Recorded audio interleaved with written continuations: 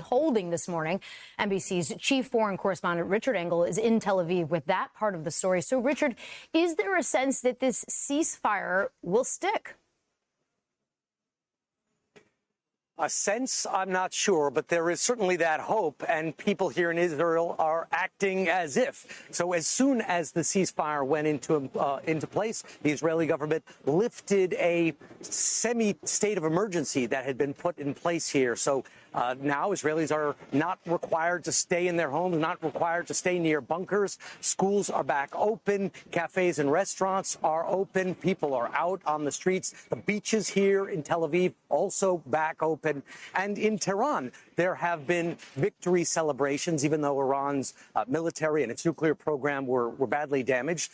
People in Iran are saying the fact that they were attacked by the joint force of Israel and the United States, and the government is still standing, is in itself a kind of victory, Laura. Richard, as you know, there are all these questions over how much damage was actually done in Iran. Is there a timeline for when we'll know more about that?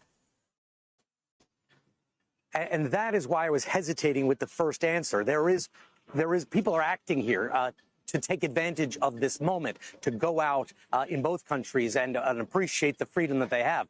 But there is this lingering fear that there could be more rounds to come, that this is not over yet because of the disputes about how much damage was caused to the Iranian nuclear program by the U.S. and Israeli strikes, and because of this open question about nearly 1,000 pounds, 880 pounds of 60% enriched uranium, which is apparently missing. It is unaccounted for. The Iranians say they removed it before the U.S. strikes. And just a short while ago, President Trump said that he doesn't believe that. He thinks that the strikes were so devastating that the Iranians wouldn't have had time to remove the material, that it would have been dangerous for them to come into contact with this highly enriched uranium, not enriched enough to make a bomb, but enriched enough to potentially make a dirty bomb.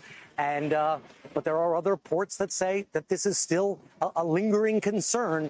And so Israelis and Iranians, I think, are taking advantage of this period of calm, not knowing how long it's going to last.